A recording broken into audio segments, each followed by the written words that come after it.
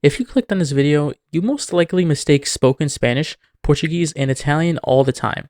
Maybe you don't, and maybe you're familiar with their sounds, you love languages, or maybe you're a native speaker of one of those languages. Either way, today we're going to be going over the major differences so you guys will know which language is which, and because it's cool to learn about phonology. But first, let's listen to an audio of each language. They will be short snippets of Castilian and Mexican Spanish. Just for the purpose of this video, Mexico will be the main representative for Latin America, but we can go more in depth for different varieties in the future, and Portuguese from Portugal and Europe, and finally Italian.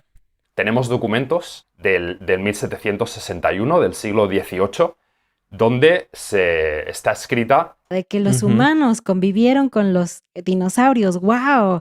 Incluso estas figuras están actualmente en un museo, pues. Mas neste momento estou a estudar na Holanda, a fazer o mestrado de multilinguismo da Universidade de Groningen, mas as aulas deste mestrado são dadas em Leeuwarden. Já me fizeram essa pergunta muitas vezes.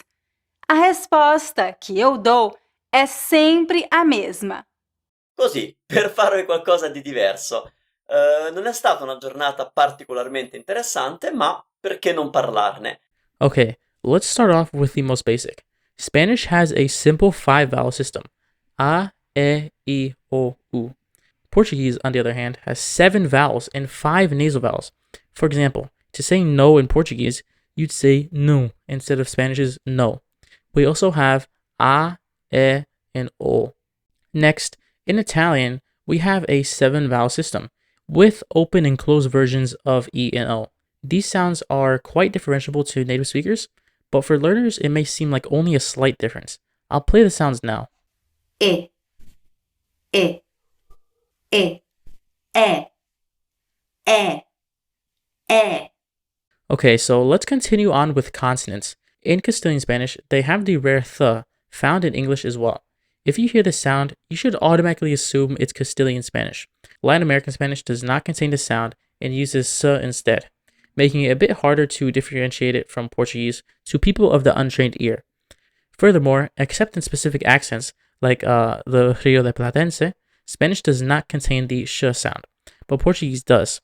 Spanish instead uses a ch like the word chico. Furthermore, the R in Portuguese is very unique. In Portuguese, it is very guttural at the beginning of the word. For example, rato. It can also be tapped, like r, and in Brazilian Portuguese, it can be trilled. Furthermore, in most Brazilian dialects, the guttural R at the beginning is not as rough. It can sound like h, as in cachorro. In Italian, we have double consonants. Capello means hair, while cappello means hat. Okay, now let's move on to stress patterns. This one may not be the ultimate deciding factor in figuring out which one is which, but it's still useful to know. In Spanish, the stress is on the second to last syllable. For example, humano, unless there is an accent mark saying otherwise. Portuguese is a bit less predictable, with it being able to appear on any of the 3 last syllables. Italian is not as predictable, but it tends to fall on the second to last syllable as well. Adding on to this, Spanish and both Italian are syllable time languages, where each syllable is roughly equal in length. However, Italian's intonation has a bit more rise and fall elements, giving it a melodic sound. Portuguese, on the other hand, especially the Brazilian variety, is stress-timed like English, where certain syllables are stressed longer and are more pronounced. Okay, now let's talk about palatalization. This is a big word that simply means that sounds are pronounced when a part of the tongue touches the roof of the mouth, or your palate. In English, we can see this in the word canyon. You can see the nya is when the tongue touches the roof of your mouth.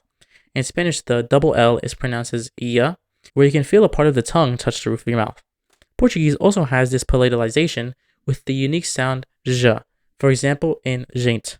In Italian, there is some palatalization, like the sound, forgive my pronunciation ahead of time, ya, not present in the other 2 languages. An example is the word figlio. I think it's time we talk about sound reduction. This doesn't occur in either Spanish or Italian, where every vowel is pronounced, but it is present in Portuguese. In both varieties, unstressed vowels are usually reduced. For example, the common word excelente.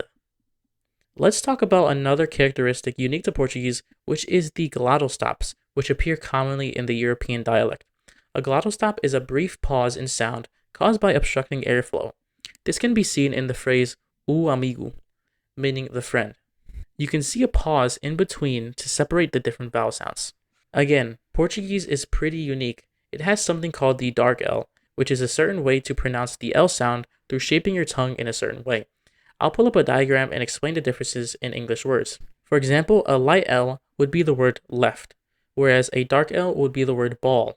It's kind of hard to hear the differences if you don't know what you're looking for. The tip of your tongue is placed in the same area in both instances, but the back of the tongue is shaped differently. Let's talk about liaison and elision. Spanish and Italian tend to avoid this, however, Italians might perform this sometimes. This is a process when words are linked together, especially final consonants and initial vowels, to create smoother transitions and make the speech sound more blended. For example, in the phrase everything is good or tudo bom in Portuguese, you can see how everything is kind of blended and it might sound mumbled.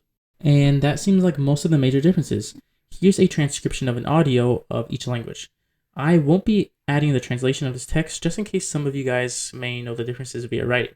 I'm going to play a translation of all three languages, even though I'm pretty familiar with Spanish and Portuguese, but you guys might understand my voice and it might be easier to guess the language. This will be the final test, so let's see if you guys can guess the language. From 1 to 3, let me know in the comments which language is which. Remember, a simple way to put what we learned is that Spanish is fast and consistent, Portuguese is nasally and has a lot of emphasis on certain vowels, while Italian is also fast and consistent, but more on the melodic side. As artes abrangem práticas como pintura, música e dança, permitindo que as pessoas expressem emoções, capturem a beleza e desafiem o mundo. Ao longo do tempo e do espaço, a arte inspira, conforta e conecta todos nós à experiência umana. Le arti abbracciano pratiche come la pittura, la musica e la danza, consentendo alle persone di esprimere emozioni, catturare la bellezza e sfidare il mondo. Attraverso il tempo e il luogo, l'arte ispira, conforta e collega tutti noi all'esperienza umana. Las artes abarcan prácticas como la pintura, la música y la danza, lo que permite a las personas expresar emociones, capturar la belleza y desafiar al mundo. A través del tiempo y el lugar, el arte nos inspira, consuela y nos conecta a todos con la experiencia humana. Thank you guys so much for watching. It has literally been 3 months since my last video. I actually cannot believe it.